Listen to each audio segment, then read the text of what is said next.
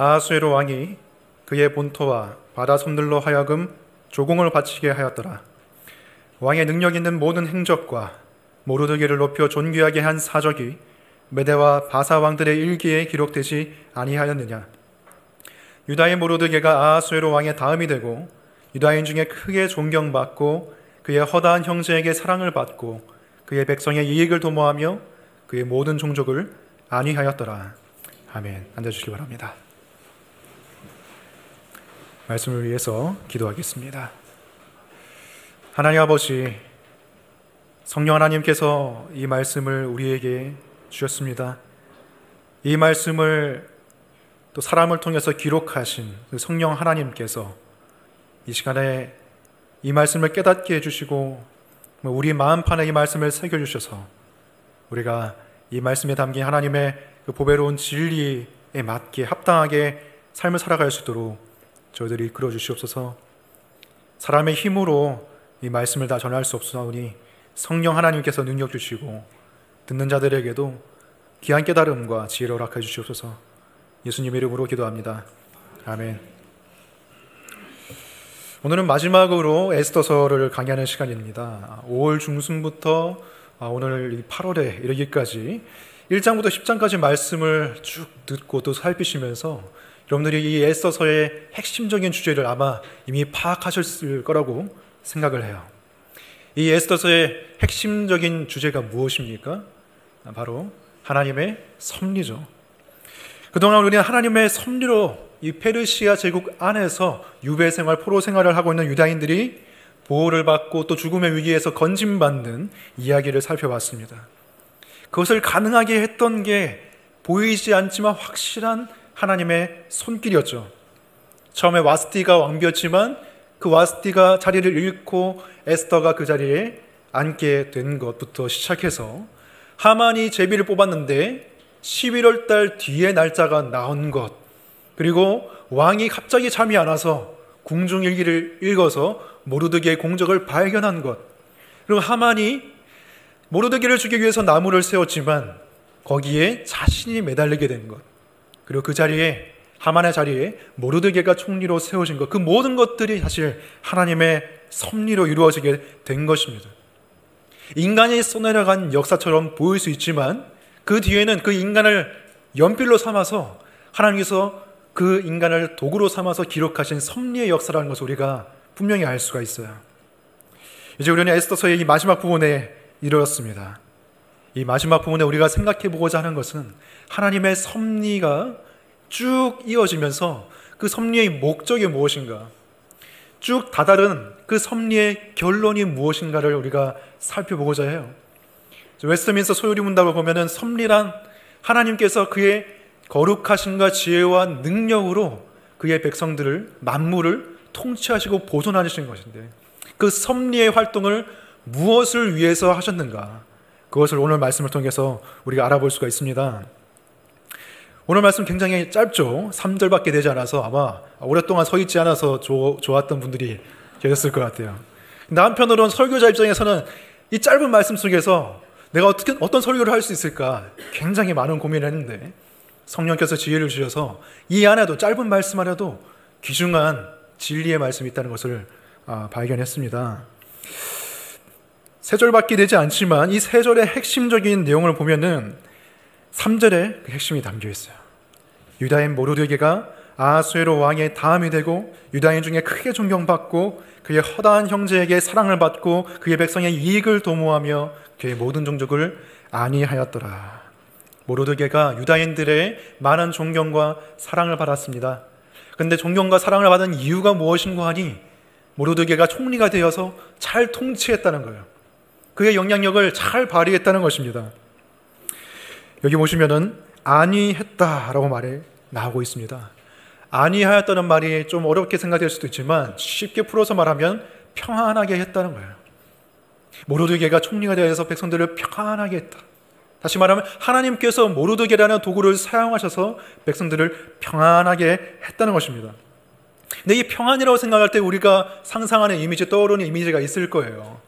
근데 그 피상적인 이미지와 피상적인 의미 넘어서 깊은 의미가 있습니다. 이 안위하였다는 말을 원어로 보면은 히브리어로 다바르 샬롬이라고 되어 있습니다. 다바르 샬롬. 샬롬이란 말 굉장히 익숙하죠. 히브리인들이, 이스라엘 사람들이 지금도 샬롬이라고 인사를 합니다. 그 샬롬이란 말에 굉장히 깊은 의미가 담겨 있습니다. 다바르 샬롬이라고 했을 때 안위하였다는 말은 실제로는 평안을 말했다는 뜻이죠. 샬롬을 말했다. 샬롬을 전해줬다는 뜻이죠. 이 샬롬이라는 단어는 평안함을 넘어서 온전함 그리고 완전함이라는 그 뜻을 가지고 있어요. 원래 의미는 온전함, 완전함이에요. 성경적으로 이 샬롬의 의미를 쭉 살펴보면 하나님께서 하나님을 향해 제단을 쌓으라고 하셨습니다. 하나님을 예배하기 위해서 그 제단을 갈라지지 않고 쪼개지지 않는, 다듬어지지 않은 돌로 쓰라고 하셨어요. 거기서 갈라지지 않고 쪼개지지 않은 온전한 그 뜻이 샬롬입니다. 그리고 하나님께서 제사를 드리라고 하셨을 때 화목 제물을 드리게 하셨어요. 하나님과 인간 사이에 죄가 용서를 받고 화평을 얻은 것을 기념해서 하나님께 감사하는 제물이 화목 제물인데 거기서 화목이 샬롬입니다. 그리고 인간과 인간 사이와 국가와 국가 간의 갈등과 전쟁이 그쳤을 때 그 상태를 샬롬이라고 말해요. 즉 이 모든 것을 살펴보면 인간과 인간 사이에 깨어진 관계, 그리고 인간과 하나님 사이에 깨어진 관계, 더 나아가서는 인간과 모든 자연 만물에 깨어진 관계가 회복되고 온전하게 된 그 상태가 샬롬이라는 것입니다. 영적으로나 물질적으로나 부족함이 없는 상태가 바로 샬롬이에요. 그래서 하나님께서 본래 이 세상을 창조하셨을 때 그 상태가 샬롬이었습니다. 하나님께서 보시기에 심히 좋았다고 했어요. 아무것도 부족한 것이 없었습니다. 하지만 인간이 그 샬롬을 깨뜨렸죠. 인간이 하나님과의 관계를 깨뜨렸어요. 하나님 말씀의 불순종으로 말미암아 죄가 들어와서 모든 샬롬이 깨져버리고 말았습니다. 인간과 인간 사이에도 갈등이 생겼고요. 인간과 하나님과의 사이에도 갈등이 생겼고, 인간과 자연 만물의 사이에도 갈등과 또 깨어짐이 생겨나게 됐습니다. 그것이 쭉 역사적으로 흘러오면서 유다인과 아말렉 사이에도 갈등이 생겨나게 된 것이고요. 에스더서에서 볼 수 있듯이 하만과 모르드게 사이의 갈등도 다 샬롬이 깨어진 상태를 보여주고 있는 거예요. 인간은 이 샬롬을 스스로 얻어낼 수가 없습니다. 하나님께서 그냥 이 세상을 내버려 두셨다면 이 세상은 수백 번도 더 멸망했을 것이에요. 하지만 하나님께서 섭리하신 이유가 무엇이냐? 섭리, 보존하시고 통치하신 이유가 무엇이냐? 샬롬을 회복하시기 위해서입니다. 처음에 하나님께서 주셨던 그 샬롬을 회복시키기 위해서 하나님께서 지금도 역사하시고 지금도 섭리하신다는 것이에요. 모르드게가 일시적인 샬롬을 가져왔습니다. 하나님의 도구가 되어서 하나님의 백성들에게 샬롬을 주었어요. 근데 그 샬롬은 영원한 샬롬이 아니었죠. 페르시아 제국이 건재할 동안, 그리고 모르드게가 총리로 있을 동안에는 샬롬을 누렸을지 모르지만 나중에 역사적으로 보면 마케도니아 제국이 쳐들어오면서 그 샬롬이 파괴가 돼요. 유다인들은 계속해서 페르시아, 그리스, 로마의 지배를 계속 받으면서 깨어진 샬롬 가운데서 누가 우리에게 샬롬을 주실 것이냐, 누가 우리에게 하나님의 샬롬을 회복시켜 주실 것이냐를 늘 고대하고 갈망하면서 살았습니다. 그래서 이사야 선지자가 이렇게 예언했죠. 9장 6절에서 평강의 왕이 오실 것이다. 한 아기가 날 것인데 그의 이름은 평강의 왕이다라고 예언했습니다. 그리고 수백 년이 흘러서 그 평강의 왕이 태어나셨어요. 아기 예수께서 태어나셔서 이 땅에 오셨습니다. 진정한 모르드게이신 예수께서 이 땅에 오셔서 진정한 샬롬을 사람들에게 말씀하셨어요. 다바르 샬롬 하셨어요. 무엇이라고 말씀하셨습니까? 요한복음 14장 27절 보시면은 평안을 너희에게 끼치노니 곧 나의 평안을 너희에게 주노라. 내가 너희에게 주는 것은 세상에 주는 것과 같이 아니하니라. 너희는 마음에 근심하지도 말고 두려워하지도 말라. 우리에게 평안을 전해주셨습니다. 평안을 말씀하셨습니다. 예수님께서는 깨어진 관계를 회복시키기 위해서 자신을 깨뜨리셨어요. 십자가 위에서 자신을 들이셔서 하나님과 인간 사이의 샬롬을 이루어내셨어요. 그래서 부활하셔서 제자들에게 가장 먼저 하신 말씀이 무엇입니까? 요한복음 보시면 20장 19절에 너희에게 평강이 있을지어다 라고 예수님께서 가장 처음 말씀하셨어요. 그리고 반복적으로 더 말씀하십니다. 너에게 평강이 있을지어다. 왜? 이것이 하나님께서 계획하시는 섭리의 목적이기 때문입니다. 진정한 모르드기에 계신 예수님께서 하나님의 메시아로서 섭리를 이끌어 가시고 또한 성취하시고 평화를 전해주셨다는 거예요. 여러분, 예수님께서 이루시는 이 평안, 샬롬, 우리에게 주시고자 하는 이 목적, 그래서 여러분께서 누리고 계십니까? 샬롬은 예수 그리스도의 십자가와 부활에 의해서 이루어졌습니다. 그런데 믿음이 없으면 그것을 우리가 취할 수가 없어요.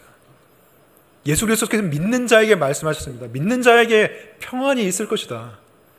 참, 믿음이 없으면 마치 이것과 같아요. 샬롬이라는 물이 있습니다. 하나님께서 주셨어요. 근데 그 물을 마시려면 우리가 컵이 있어야겠죠.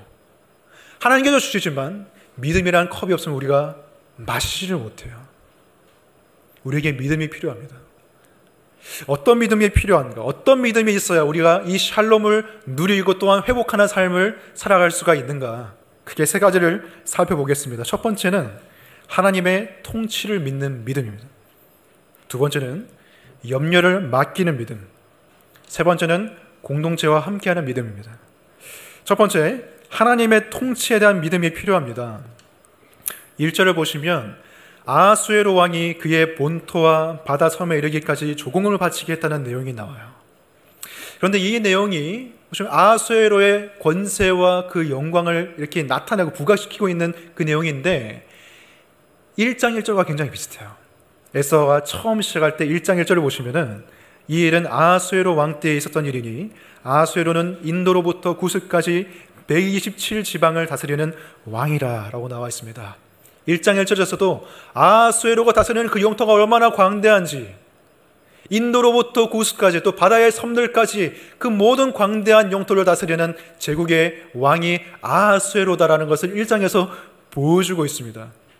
그리고 10장에서도 여전히 그 아하수에로가 본토뿐만 아니라 바다의 섬들로부터 조공을 거둬들이는 그 엄청난 권세를 가지고 있다는 것을 10장에서도 보여줘요. 여러분, 이게 우리랑 무슨 상관이 있을까? 아하수에로 왕이 권세가 있고 통치권이 넓고 그 세상적인 영광을 가지고 있다는 게 우리와 무슨 상관이 있는가?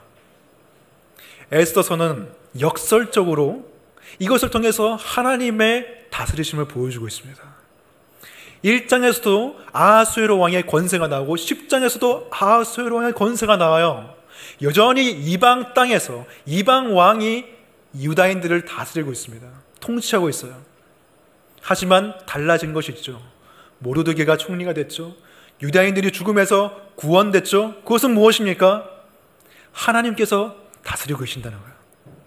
아하수에로 왕이라는 권세 있는 이방 왕이 있지만 역사를 주관하시고 진짜 다스리시는 통치하시는 분은 하나님이시라는 거예요.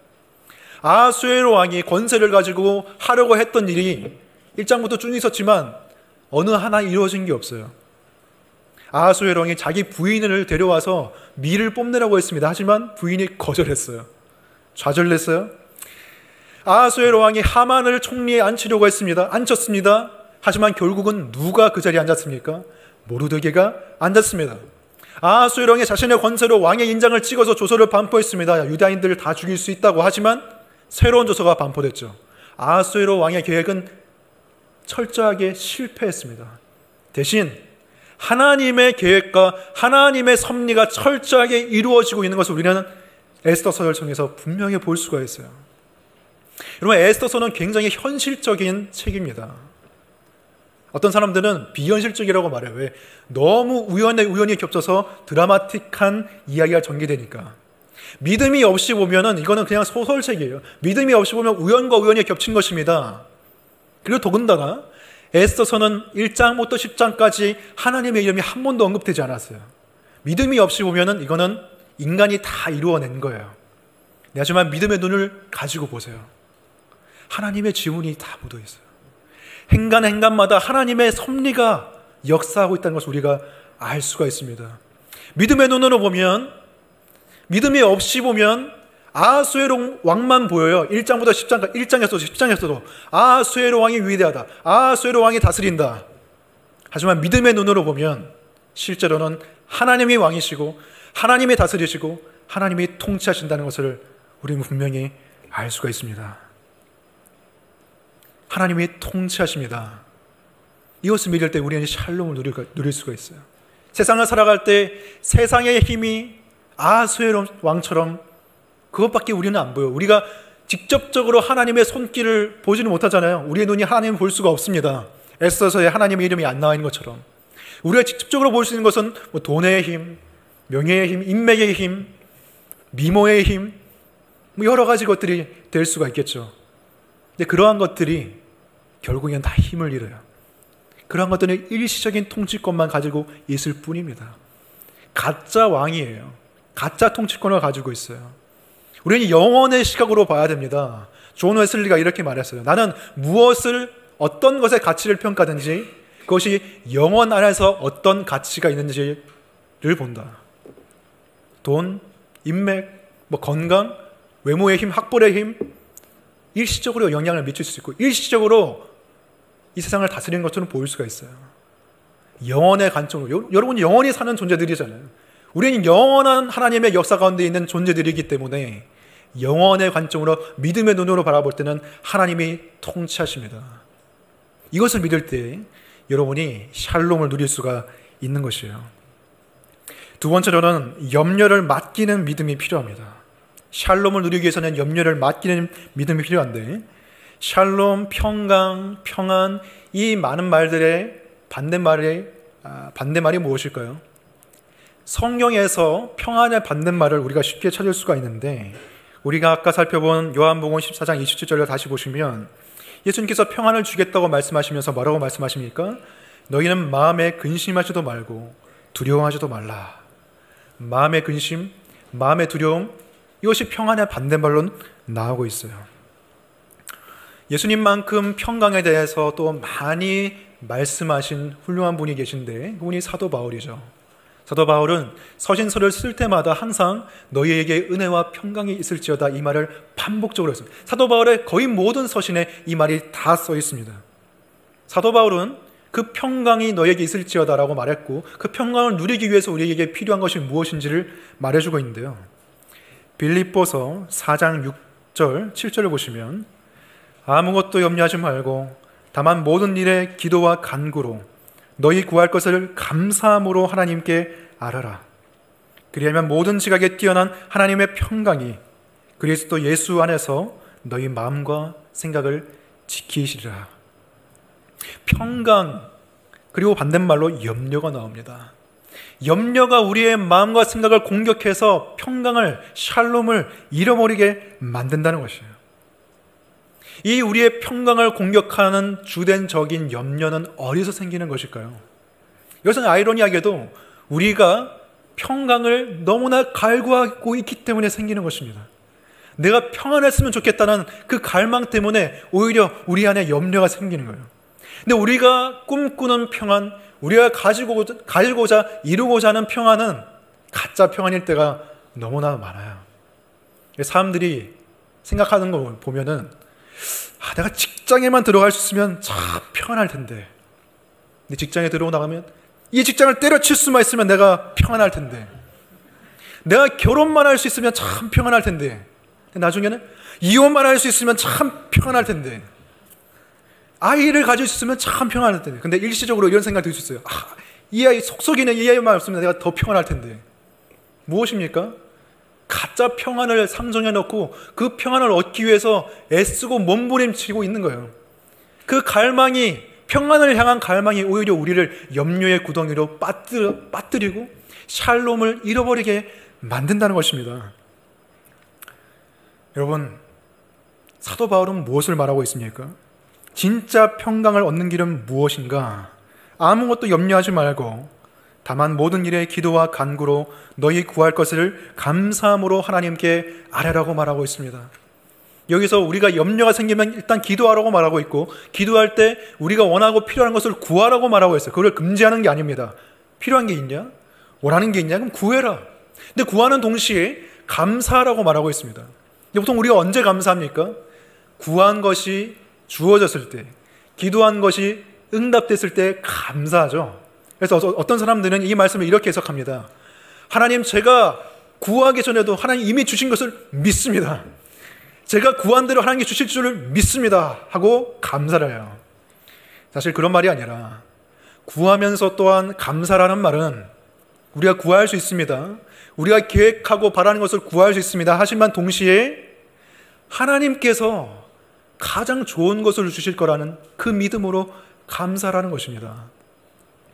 그것이 설령 우리가 계획한 게 아니라고 할지라도, 그것이 설령 우리가 원한 것이 아니었다 할지라도, 우리가 하나님의 지혜를 믿기 때문에, 우리가 하나님의 사랑을 믿기 때문에 감사하면서 구하라는 것입니다. 여러분, 하나님께서 우리가 필요한 거 못 주시겠습니까? 하나님 이미 우리에게 가장 좋은 거 주셨잖아요. 가장 값비싼 거 주셨잖아요. 자신의 아들을 주셨습니다. 자신의 아들을 십자가에 못 박히게 하셔서 우리에게 구원을 주셨습니다. 가장 값비싼 것을 이미 치르신 하나님께서 조그마한 거 몇 개 우리에게 못 주시겠어요? 그런 것을 생각해 보세요. 하나님께서 우리를 가장 사랑하십니다. 하나님이 우리의 형편을 가장 잘 알고 계십니다. 그럴 때에 우리가 구하는 것과 다른 것이 우리에게 주어진다 할지라도 하나님의 섭리 속에 있는 거예요. 하나님의 사랑 속에 있는 것입니다. 하나님의 지혜 속에 있는 것입니다. 그래서 우리가 감사할 수가 있는 거예요. 우리가 구하기만 하면, 구하는 기도만 하면 평강을 얻을 수가 없어요. 구하면서 동시에 하나님께서 우리에게 무슨 일을 행하셨는지, 또 섭리 가운데 우리에게 무슨 일을 행하실지를 감사하시기 바랍니다.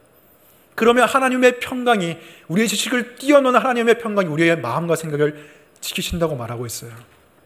여러분, 어떤 사람들은 이 염려가 맡기지 않기 때문에 일어나는 것인데, 자기가 다 끌어안고 있어요. 자기가 계획한 것을 이루기 위해서 다 끌어안고 있어요. 계획을 해놓고 그 계획을 실천하기 위해서 막 몸부림쳐요. 반면에 어떤 사람은 그냥 계획이 없어요. 나는 다 포기했다. 포기하면 편해. 계획이 없으면 편해. 기생충 영화 보셨나요? 여기 보면은 송강호 이렇게 말하죠. 무계획이 계획이다. 근데 아들은 엄청 계획을 많이 해요. 그 아들은 그 빈곤에서 탈출하기 위해서. 그래서 송강호 이렇게 말하죠. 아들아, 너는 다 계획이 있구나. 그 두 가지가 대비돼서 보여요. 아들은 엄청 계획하고 아빠는 계획이 하나도 없어요. 근데 그 영화 보여준 게 뭐냐면은, 무계획이든지 계획이든지 인간의 힘으로 했을 때는 결국 염려를 얻을 뿐이지 샬롬을 얻을 수 없다는 걸 보여주고 있어요. 여러분, 성경은 인간이 다 계획하는 것도 아니고 다 포기하고 무계획하는 것도 아닌 것을 말하고 있습니다. 제3의 길을 말하고 있어요. 우리가 할 수 있는 것은 계획하고 성취해 나가야 됩니다. 여러분, 할 수 없는 것이 분명히 있어요.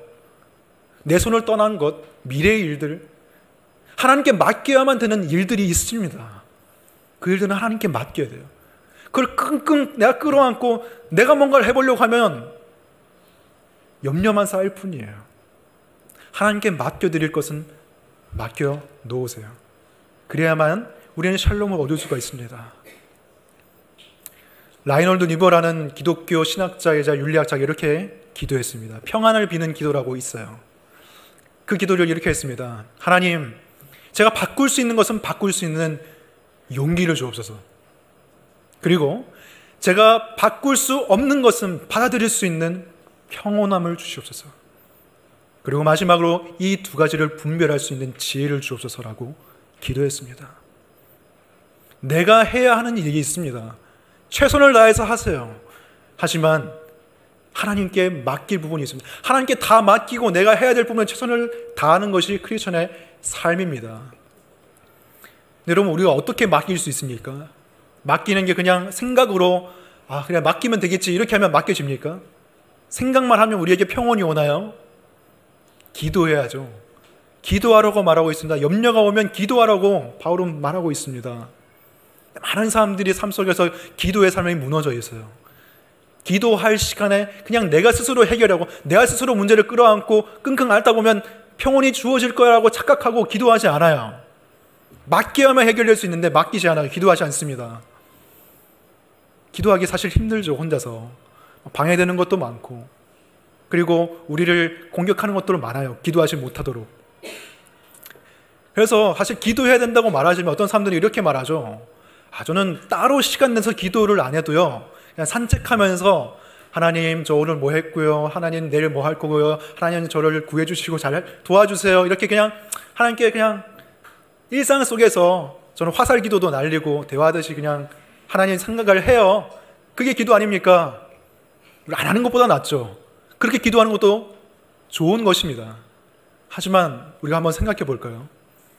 예수님께서 어떤 기도를 하셨는지, 예수님께서 자신의 사역을 시작하기 전에 늘 아무도 없는 한적한 곳에 가셔서 이른 아침에 홀로 기도하셨습니다. 예수님만큼 영성이 충만한 분이 또 어디 있습니까? 예수님이 영성이 충만하시다면 그냥 예수님도 사람들에게 둘러싸여서 그냥 하나님과 교제하고 하나님 생각하고 이러면 충분하지 않겠어요? 예수님 그렇지 않았어요. 예수님은 따로 시간 내서 한적한 장소에서 아무도 방해받지 않는 그 상황에 자신을 밀어넣으시고 거기서 집중적으로 기도하셨습니다. 거기서 하루를 살아갈 힘을 예수님께서 얻으셨어요. 그리고 십자가를 지기 전에 십자가를 지기 위한 그 힘을 겟세마네 동산에서 피땀을 흘리는 그 기도를 통해서 예수님께서 얻으셨습니다. 하물며 예수님께서 그렇게 기도하신다면 우리야 어떻겠습니까? 우리가 그냥 산책하면서 설거지하면서 기도하는 것으로 충분하다고 생각한다면 순진한 생각이죠. 그래서 충분하다, 나는 다 기도했다고 생각하면 순진한 생각입니다. 거센 공격이 우리의 마음을 지키지 못하도록 거센 공격이 몰아치고 있습니다. 세상의 힘이 우리를 둘러싸고 있습니다. 그 가운데 하나님의 평강이 우리를 지키려면 우리 기도해야 돼요. 따로 시간 내서 기도해야 됩니다. 어렵죠? 어렵기 때문에 우리 교회에서 기도회가 있어요. 기도회에 오시면은 참 기도하기 좋게 분위기를 형성되어 있습니다. 그래서 기도하고 30-40분 기도하면은 고민이 해결돼요. 거기서 찬찬히 하나님께 내 고민과 문제들을 맡겨드리며 하나님 주시는 평강이 있습니다. 그리고 함께 기도하는 사람들을 통해서 우리는 도전을 받아요. 기도하는 사람들이 있구나. 여러분 헬스장 처음 가시면, 저도 헬스장 처음 간 적이 생각나는데 거기 가면 이런 생각이 들었어요. 내가 놀 때 이렇게 열심히 운동하는 사람들이 있었구나. 러닝머니에서 열심히 달리고 막 덤벨 운동하고 막 땀 흘리고 탄탄한 근육을 갖춘 사람들 보면서 내가 놀 동안에 이렇게 열심히 운동하는 사람들이 있었네. 기도에 오시면 여러분 느낄 수 있어요. 많지는 않더라도 하나님께 나아가서 기도하는 사람들이 있었구나. 기도가 필요한 것이구나. 이런 것들을 정말 느끼게 됩니다. 여러분, 물론 직업 특성상 아니면은 자신의 피치 못할 사정상 또 집이 멀어서 못 오시는 분들도 있어요. 금요일에 못 오시는 분들도 있지만 꼭 금요일에만 오라는 법이 있나요? 시간 되실 때 교회 지나가실 때 교회 오세요. 교회 오시고 기도하겠다 하면 제가 문 열어드리고 에어컨도 틀어드리고 커피도 드리고 제가 기도할 수 있게 해드리겠습니다. 그러면은 교회에서 기도하시면 돼요. 그것도 힘들다 그러면은 그냥 집에서 여러분들이 원하는 시간, 원하는 때에 기도하세요. 이런 사람들이 염려를 잊기 위해서 유튜브 많이 보잖아요. 스트레스 받고 이렇게 하면 소파에 누워서 유튜브 보는 게 요즘 사람들의 낙인데, 유튜브 영상 두 개 정도 보면 5분짜리 2개 보면 10분 정도 되잖아요. 그거 볼 시간에 10분만 한번 기도해 보세요. 진짜 평안을 얻기 위해서, 가짜 평안이 아니라 10분을 투자하면 그게 나중에는 20분이 되고 30분이 되고 하나님과의 친밀한 교제 속에서 그 샬롬을 누리게 될 줄로 믿습니다. 기도하시고 맡기시기 바랍니다. 그때 하나님께서 샬롬을 주실 것입니다. 세 번째로 함께하는 믿음이 필요합니다. 3절을 보시면 아수에로 왕의 다음가는 권력자가 되었어요. 모르드게가 아수에로 왕 다음으로 실권이 있는 사람이 되었습니다. 그 지위와 영향력을 얻은 총리 모르드게가 어떤 일을 했는지 나와 있는데, 그 일을 통해서 유다인들은 모르드게를 크게 존경하고 사랑했어요. 모르드게가 그의 백성의 이익을 도모했다고 나와 있습니다. 그 유다인들을 안위했다고 나와 있습니다. 모르드게는, 만약에 모르드게가 이기주의적이고 개인주의적인 사람이었다면 총리의 권한과 그 영향력을 가지고 자신의 부와 자신의 유익과 자신의 이익을 도모했을 거예요. 자기의 가정만 생각하고 자신만을 안위했을 거예요. 하만이 그런 사람이었잖아요. 하만이 총리가 돼서 모든 것을 가지고 싶어 했었어요. 근데 모르드게 혼자 무릎 안 꿇으니까 막 화를 내고 진노했죠. 근데 모르드게는 그런 사람이 아니었습니다. 자기 꿈을 이루기 위해서 총리가 된 게 아니에요. 하나님의 샬롬을 전하기 위해서 하나님께서 그를 총리의 자리에 앉히신 것입니다. 여러분, 모르드게가 전하는 샬롬은 개인이 누리는 샬롬 이상의 것이었습니다. 그것은 유다인 공동체 전체가 누리는 샬롬이었어요. 샬롬은 본질적으로 사실 공동체적인 것입니다. 시작은 개인의 샬롬으로 시작하지만 그것이 나아가는 방향은 공동체의 샬롬입니다. 신앙은 여러분들이 개인적으로 거듭나는 것입니다. 하지만 그 방향은 공동체에 속하고 공동체 안에서 샬롬을 누리는 것이 하나님의 목적입니다. 그것이 하나님의 섭리의 목적이에요. 하나님은 본질적으로 공동체성을 가지고 계신 분이십니다.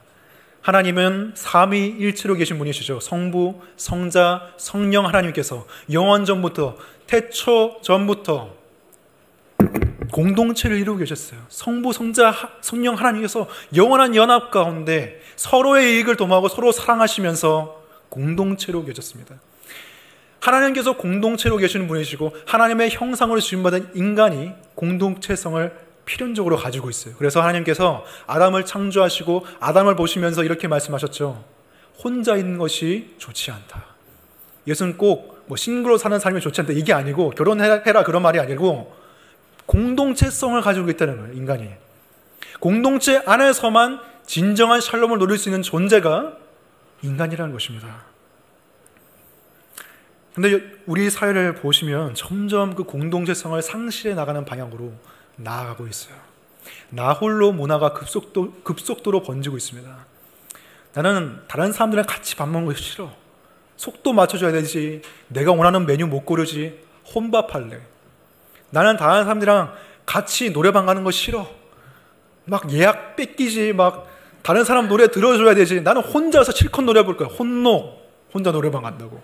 나 혼자 술 먹을 거야. 뒤치락터리가 해주기 싫어. 혼술. 혼자 하는 것들이 다 늘어나고 있어요. 개인주의적으로 성향이 발달대로 사회가 몰아가는 측면이 있습니다. 우리가 어렸을 때부터 사실 그런 것들을 교육을 받아요. 요즘엔 더 심해졌어요. 공부를 하는데 너 노트 다른 사람들한테 보여주지 마. 상대평가잖아. 너가 1등 하려면 너만 노트 봐. 너만 열심히 하면 돼. 너만 치고 올라가야 돼. 직장에서도 성과급을 많이 보려면 우리 부서가 내가 더 치고 올라가야 돼. 요즘엔 설날, 추석 명절에도 잘 모이지 않죠. 그냥 자기 가족들끼리 아니면 혼자서 그냥 휴가를 보내요. 옛날에는 아무리 스트레스 쌓여도 모였거든요. 근데 요즘에는 개인주의적인 문화로 점점 더 사회가 분위기가 바뀌고 있어요. 근데 더 심각한 문제는 이 개인주의적인 나 홀로 문화가 교회 안에도 너무나 만연하게 퍼져 있다는 것입니다. 교회 안에도 이것이 급속도로 번지고 있어요. 어떤 사람들은 교회에 나가지 않고 홀로 예배드리고 나 혼자 그냥 교회다 이렇게 말해요. 대형교회에서 쏴주는 라이브 예배 영상을 보면서 혼자 그냥 예배드리고 혼자 기도하고. 근데 여러분, 그것만이 문제가 아니라 교회에 나와 있는 사람들도 사실 문제가 있습니다. 개인주의적이고 소비자주의적인 그런 형태로서 교회가 많이 바뀌었어요. 영화 보러 온 것과 비슷한 느낌을 받을 때가 있어요. 여러분, 영화 보러 가면 영화만 보고 나오지 서로 알려고 하지 않죠. 옆에 사람한테 팝콘 맛있습니까? 영화 어떻습니까? 물어보면 민폐잖아요. 마찬가지예요. 교회에 와서도 찬양 보고 예배 보고 설교 듣고 자기가 누리고 싶은 것만 누리고 가는 거예요. 소비자주의적인 형태가 너무나 커졌어요.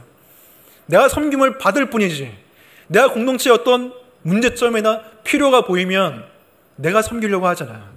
나는 서비스를 받을 뿐이지 나는 서비스를 하지 않는다는 그런 생각이 많은 사람들의 마음속에 있어요. 그래서 교회가 마음에 안 들면 그냥 바꾸고 옮겨 다니고 정착하지를 못해요.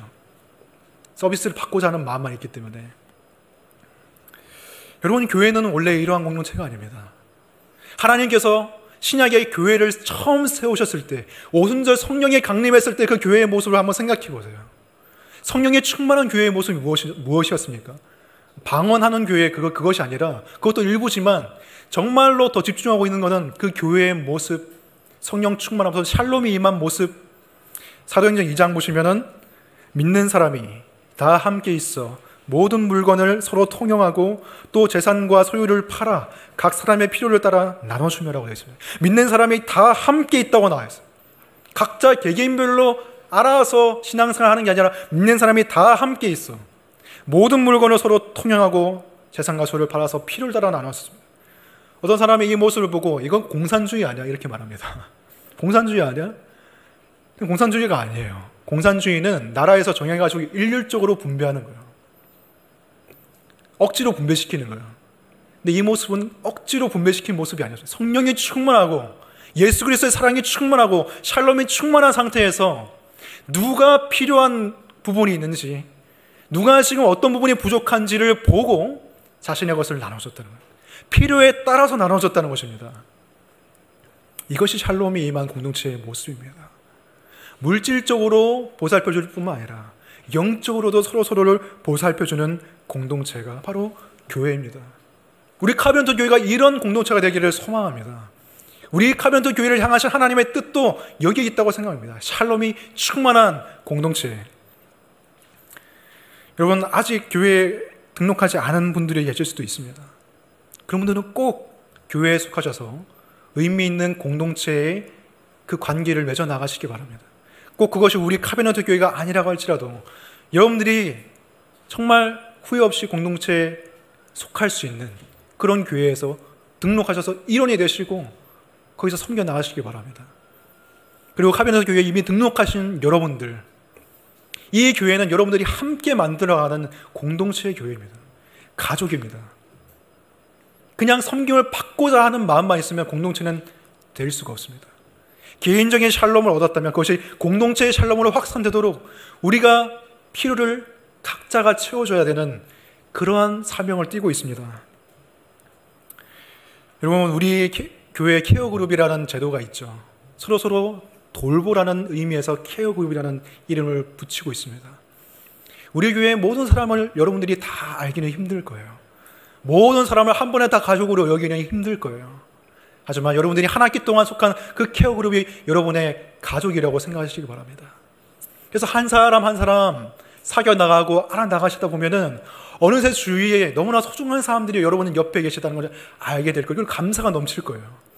아, 이 세상 속에서 내가 함께 신앙을 나누고 함께 물질도 나누고 함께 영적인 필요를 나눌 수 있는 이 공동체가 있다는 게 얼마나 감사한 여러분은 실감하게 되실 것입니다. 가족보다 오히려 더 끈끈해질 수가 있어요. 아기가 있으면 나의 조카처럼 여기고, 어른이 있으면 나의 삼촌이나 이모처럼 여기고, 나의 아버지나 어머니처럼 여기면서 함께 가족이 되어가는 것이 이 케어그룹의 모습입니다. 누가 힘든 일을 겪고 있으면 위로해 주시고 기도해 주시고, 요즘에는 직접 가지 않아도 기프티콘 쏠 수 있고 얼마나 편해요. 너무나 간편한 세상에 우리의 마음을 전할 수가 있어요. 서로를 위해서 기도해 주세요. 그리고 케어그룹의 목적은 그냥 사람들끼리 알아가는 게 아닙니다. 그거는 다른 소그룹에서 할 수 있는 거예요. 케어그룹의 목적은 함께 하나님을 알아나가고 그 가운데서 서로를 알아나가는 거예요. 그래서 영적인 대화를 많이 하셔야 됩니다.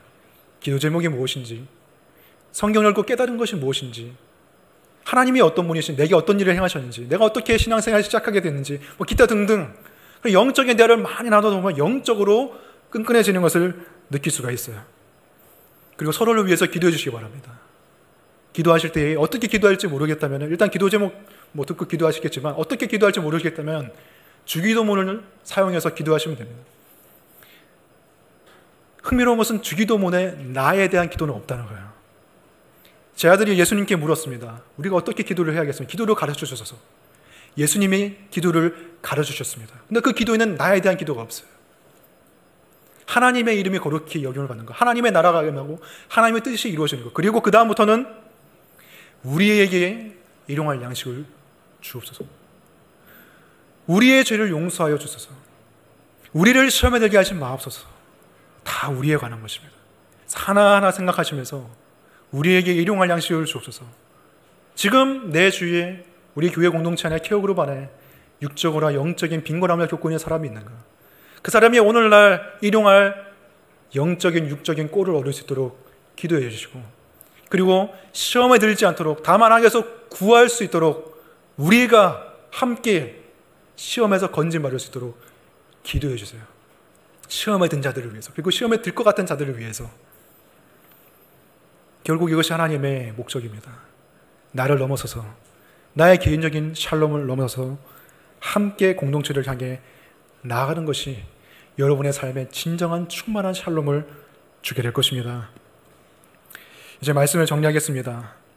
하나님께서 이 모든 우주 만물을 보존하시고 통치하시고 그의 백성을 인도하시는 그 목적, 그 결론은 샬롬입니다. 그 샬롬을 예수 그리스도에서 이루시고 우리에게 주셨습니다. 믿음을 가지고 그 샬롬을 누리시기 바랍니다. 하나님의 통치를 믿는 믿음, 세상의 힘과 권력보다 하나님이 보이지 않지만 확실히 다스리고 계시다는 그 믿음, 그리고 염려를 맡기는 믿음, 내가 할 수 없는 부분을 내가 끌어안고 있는 것이 아니라 하나님께 맡기는 믿음, 그리고 함께하는 믿음을 가지시기 바랍니다. 개인적인 샬롬을 넘어서서 그 샬롬을 나누고 공유하면서 공동체가 진정한 하나님이 원하시는 모습이 될 수 있도록 우리가 함께 섬기고 사랑하며 나아가기를 축원합니다. 이 시간에 우리가 함께 이 말씀을 놓고 기도했으면 좋겠습니다. 우리 안에 샬롬이 부족한 영역이 어느 영역인지, 하나님이 샬롬을 이루시고 우리에게 주시길 원하시는데 우리가 무엇 때문에 누리지 못하고 있는 것인지, 내가 하나님의 통치를 믿지 못하는 것인지, 내 염려를 하나님께 맡기지 못하는 것인지, 아니면 지나치게 나만을 생각해서, 나만의 샬롬을 생각해서 샬롬을 누리지 못하고 있는 것인지 우리가 한번 생각하시고 주님께 하나님의 목적, 하나님의 뜻이, 그 샬롬이 내 안에 이루어지게 해달라고 이 시간에 함께 기도하겠습니다.